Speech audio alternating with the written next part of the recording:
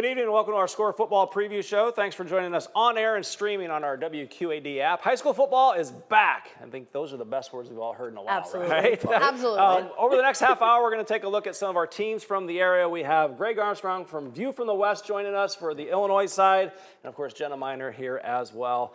Let's kick off our coverage with the Western Big Six, one of our biggest conferences here on this side of the river.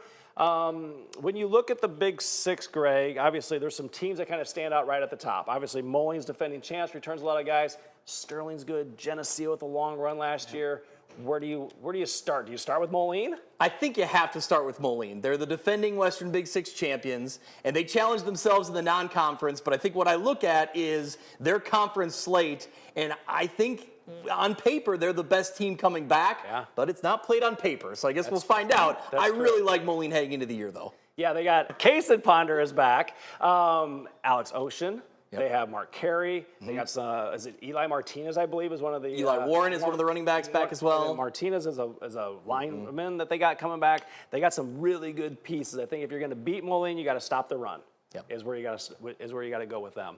How about Sterling? You had a chance to go up and talk to John Schlemmer. First time you've been up to talk to him. I know, it's the first time I've actually met Coach Schlemmer. He's very nice. It's a very great time out in Sterling. I'm excited to see them this year. They have a lot of returners. He seemed pretty excited about that too. I mean, the players were excited to talk about it. What do you think about Sterling? I like some of the pieces they have coming back, and John Schlemmer has talked about year over year the last few years, it seemed like they would always graduate a big class. And this year, he feels like they finally have experience back. Right. So Brady Berlin at quarterback, Quincy Moss as a wide receiver, and Jack Sadoff at wide receiver. Yes. I think those are three pieces that you saw in flashes last year that could be really good. And I think if they put it all together with more experience, that's a team to watch for, Moving on as we go, Geneseo, a team that last year kind of really surprised everybody with their run into the quarterfinals in the playoffs. I mean, they played really well.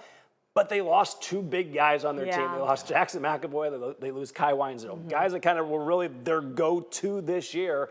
What does Matt Furlong do in his third year now out at Geneseo? I think when you look at everything they lost, it is a big part of their team from a year ago.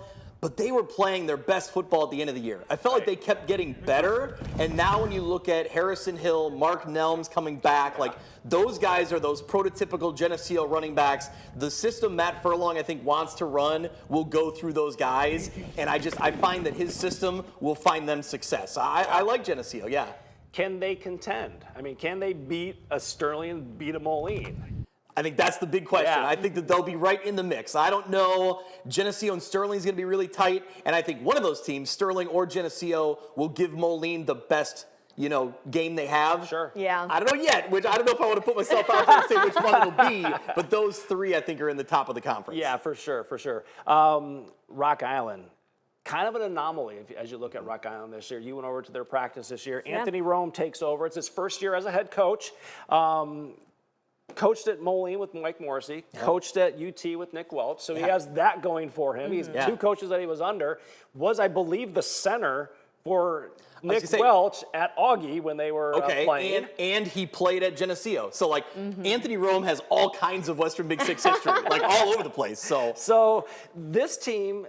They have athletes. They got some good guys back this year. Yeah, I'm excited to see what Miles Dooster does this year. But the big thing for me, my takeaway after going to Rock Island and talking to them is just how much the players have really bought in and how much they love Coach Rome. Just the atmosphere and the environment that he's created there. It was great. It was almost really touching to talk to the players because they were telling me, they're like, he makes us feel special and every single one of us belongs. And I think having that energy surrounding the team is going to make them good, So I think I'm really excited to see what that team looks like. One thing I noticed with them is that Miles Dooster, who has been the quarterback recently, switched to tight end. Yeah. So they have a new guy at quarterback this year. What do you think about Rocky? Yeah, so I think I'm interested to see kind of how that energy and excitement translates on the field. Sure. I think that, they're going to be tested in the Western Big Six, and they've struggled in years past. But I think with that kind of buy-in, and hopefully with Rome kind of leading that energy and leading that charge, see if there's a way they can kind of flip the narrative a little bit. Galesburg.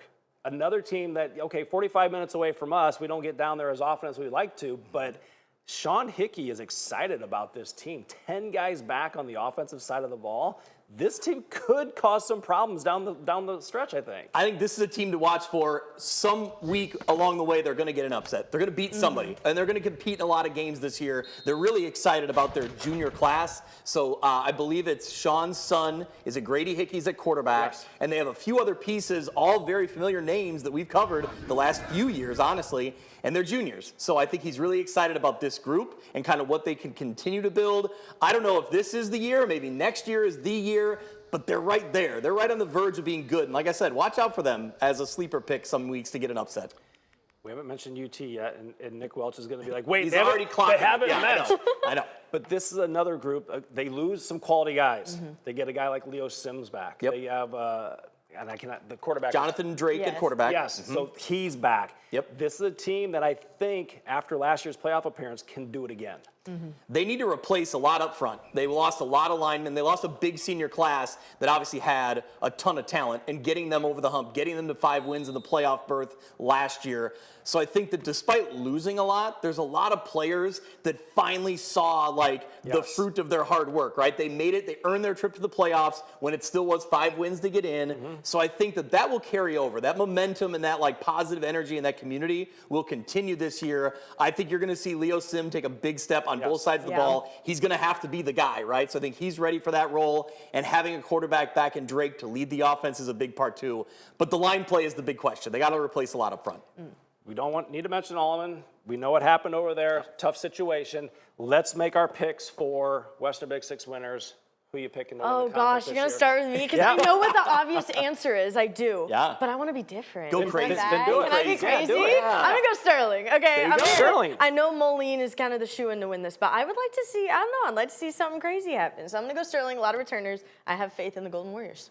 I have to say Moline. Yeah. I just have to. I think they're Yeah. too good. I think there's so much coming back that I think that they'll be tested maybe in a couple games, but I think they find ways to win. I'm pretty much contractually obligated. Yes. Yeah. But See, I they have to are, balance but you they out. are the big. They are the best team coming in. Yeah. If they can do the things they need to do, they can have a special year, I Yep. think. So we'll see what happens with them. All right, Greg will be back in a little bit to help us with the Illinois small schools. We'll be right back on the football score preview show in just a few minutes. Welcome back to the Score Football Preview Show. Time to take a look at the big schools in Iowa. And some of these schools last year, Jenna, they played well, but just kind of missed out on the playoffs. One of those teams that we're going to talk about is Pleasant Valley. Yes, Pleasant Valley. They had 5 wins last year. Again, just missed out, like you said. But, Coach Rusty Van Wetzinga, 20 years at PV, 31 years as a head coach. So, obviously been there a long time. And that obviously helps with the culture, too. So, it's an established culture at PV, so they're ready to get back at it. They have Colin Townsend returning as quarterback. He was a sophomore last year, so heading into his junior season. Upperclassmen, should see some fun stuff out of him. So their biggest rival, obviously, is Bettendorf, and they play week 1. That's the fun thing about this rivalry is in Iowa, you go to district play, you got to win your district or be top 2 in the district to make the playoffs. But those non-district games sometimes are really fun. We were at Pleasant Valley last year for Score on the Road for week 1. Yeah, for week 1, yeah. This year we'll be at Bettendorf for that game. So the Bulldogs did not have your typical season last year. They were 4-5, and I went over there to talk to Coach Wiley, and he's like, you know what?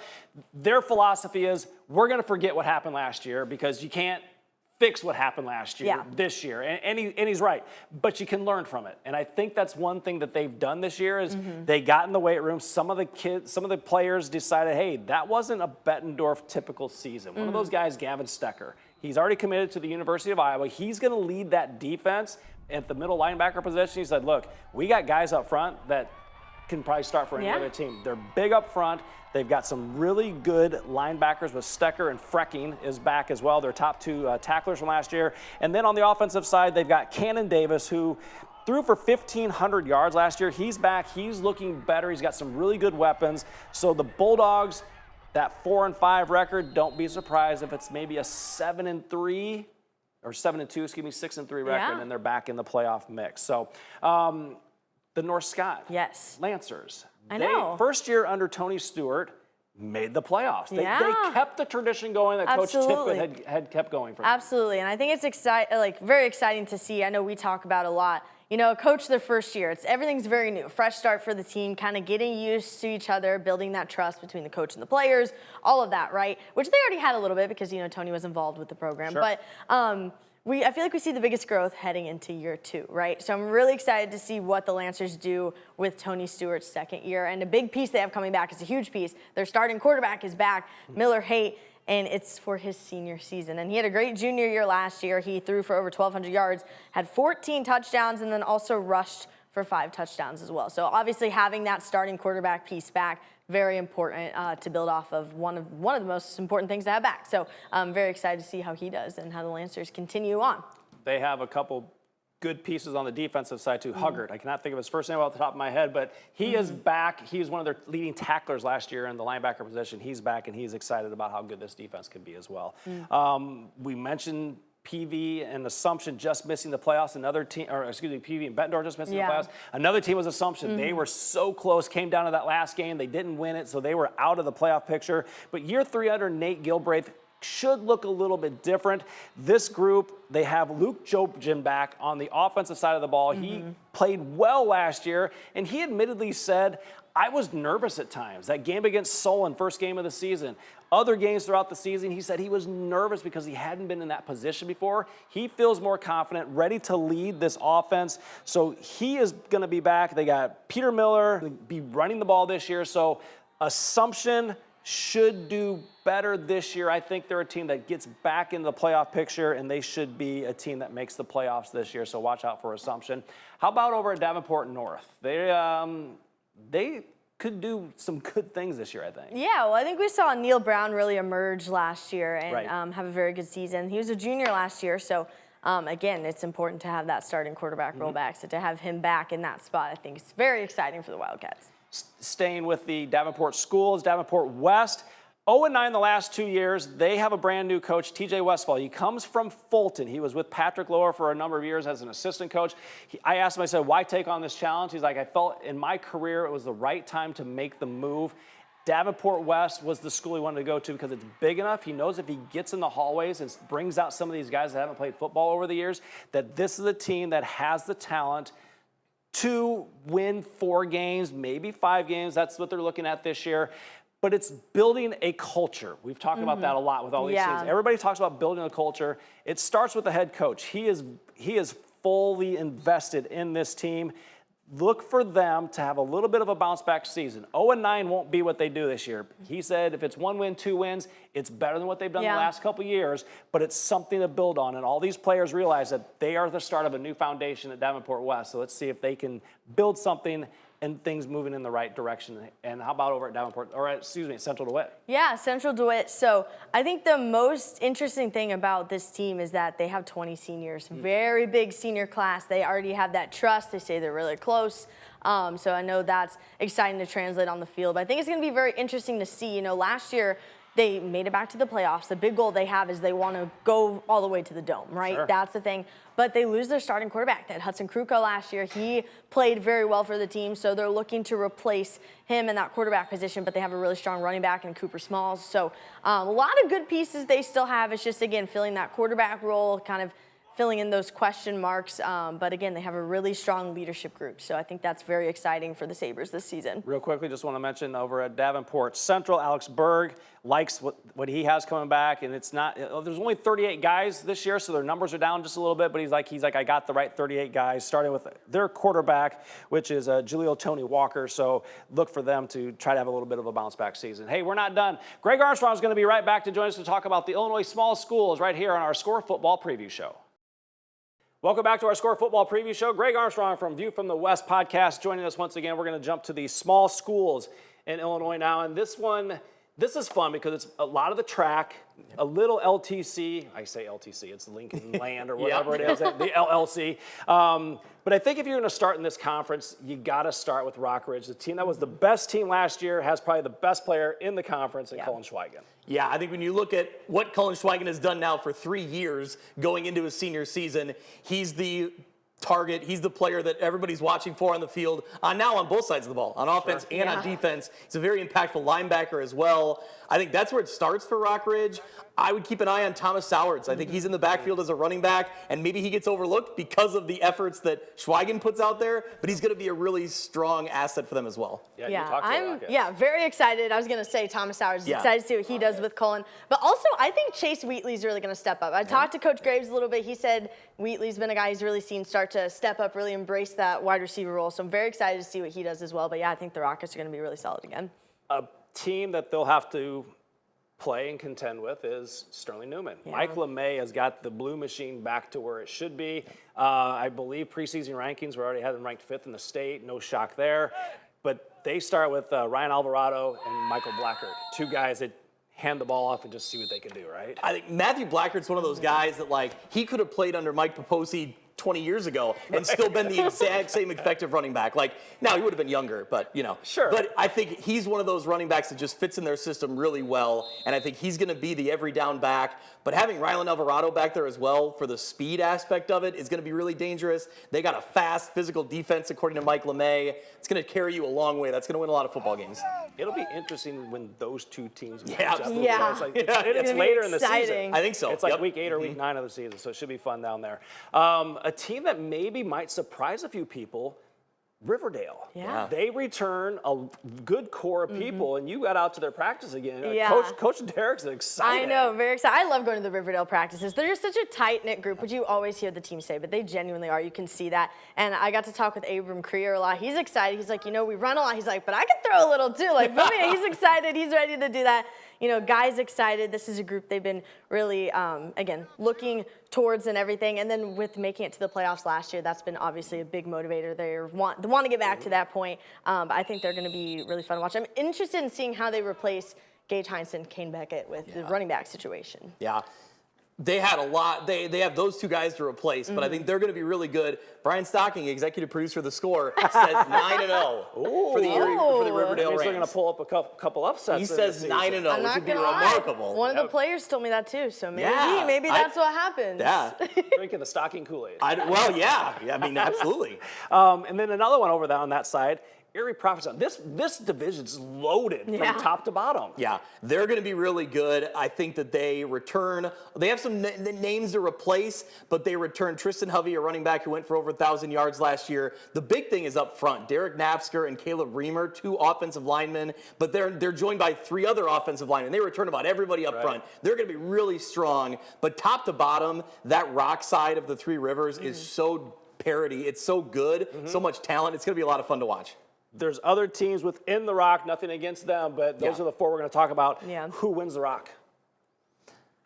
You want to go? Oh, it's so hard. Again, I think my top 2 got to be Rockridge and Newman, but I got to go with, I can't go against Cole and Schweigen. I'm going to go Rockridge. And I know you guys talked about a little bit on the View from the West podcast. Yeah. It's like I can't go against, having that best player out there, right? I said last year when they played Newman, I said, I'm going to pick the team with the best player. I felt like that was Cullen Schweigen. So I kind of translated that to this year and saying, I'm going to pick with the Rockets and Cullen Schweigen. I think it's going to be a really good division. Yes. That's where I'm going. Yeah. And just because you guys went Rockridge, I'm going to say Newman. Okay, There you go. there we Just go. to be different. And Brian Stocking would say Riverdale if he were here. Well, so then and it's that's- all. I think Riverdale will be it's up all in good. there, though. I think so, it will be a very good fight to the finish. Yes. Absolutely. On the other side, 2 teams we definitely have to talk about, Monmouth, Roseville, Princeton. They've kind of put themselves far ahead of all the other teams on that side, and Monrose has won the division the last 2 years, and they've won it handily. Yeah.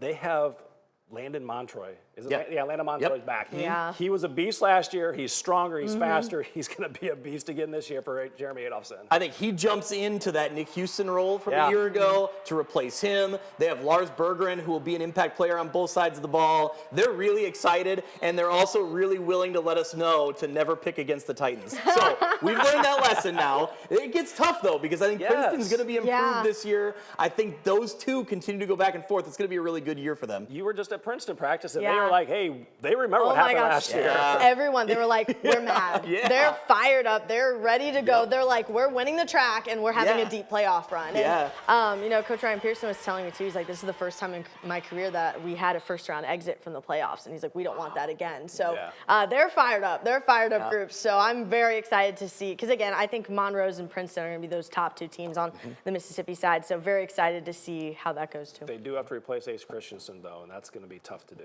Yeah, well, and Casey Etheridge, who was a very good running back as well. Casey Etheridge, Very so for much. sure. Yeah. So who wins? I'll go first. Okay. I'll say Monmouth Roseville. Okay, all right. I'm going to say Monmouth Roseville as well. Okay. I like the two big names we talked about coming back. I think that they got the pieces in place. I like the job Coach Adolphson does out there. See, I know Princeton, again, I just said they have a lot of energy, but I think I'm also going to go Monmouth Roseville. It's a clean sweep. You just added fuel to the fire in Princeton. I right? know, Again, I see? know. That's why I did what I did. Absolutely. Hey, we want to thank Greg. If you haven't checked out his podcast yet, View from the West podcast, you can find it anywhere that you find. Search it on YouTube. Find it anywhere you listen to podcasts. We're live every Friday night. We're also going a show every Tuesday. Reacts, yeah. So it's great stuff. He and Mitch and sometimes Brian Stocking and other people jump on. It's a cast of fantastic. characters, It's fantastic. You guys do a fantastic job. Thanks for helping us out. Yep. We'll be right back to talk about the small schools in Iowa in just a few minutes. Welcome back to our Score Football Preview Show. Time to talk about those small schools in Iowa. Not much time, so we want to hit on a couple of them. Yes. First, starting with Wilton. Yes, the Wilton Beavers, they're riding a lot of momentum. They made it to the Unidome for the first time in school history 2 years ago, right? And so last year they made it back, so it's the first time in history they made it to the Unidome back-to-back years, right? They're looking to ride that momentum, hopefully make it 3 seasons in a row, right? But they have a lot of big pieces coming back that could make that very possible. Gunnar Edwards, their quarterback, was a junior last year, threw for almost 1,900 yards, 17 touchdowns. So he had a really good season. They also have Noah Gray on their rushing attack there. He's coming back as well. He had almost 1,000 rushing yards. So they bring some very important pieces back in hopes to, keep that trend going where they're back at the Unidome. One other team we want to mention is Mediapolis. They did make the playoffs last year, did win a playoff game. They return Quincy King as their starting quarterback, so a good place to start there at 1,400 yards passing for him. He had 4 touchdowns. And then as far as rushing, Brock Spears may be that guy that kind of picks up the pieces where Parker Holstein left off. He nearly had 1,000 yards for Mediapolis last year. Brian Borison always has a good team, continues to get better throughout the season as the year goes on. So see if they can keep that going on now. The Bulldogs, excuse me. I almost said the Bulldogs. The Bullets are the women's team. Yes. The Bulldogs, see if they can keep things going on down there in Mediapolis. So, of course, keep with us all season long. The Score runs every Friday. We have 11 weeks of The Score. Myself, Jenna, Jonah, and, of course, Brian Stocking. And then The Score Sunday, each and every week, we give you insights to some of the teams and players that you don't get anywhere else. So if you happen to miss anything throughout the week, check it out on our WQAD Plus app. You can download for free and watch on your TV or phone. We'd like to thank you for watching. And we hope to see you back here next week for The Score Sunday.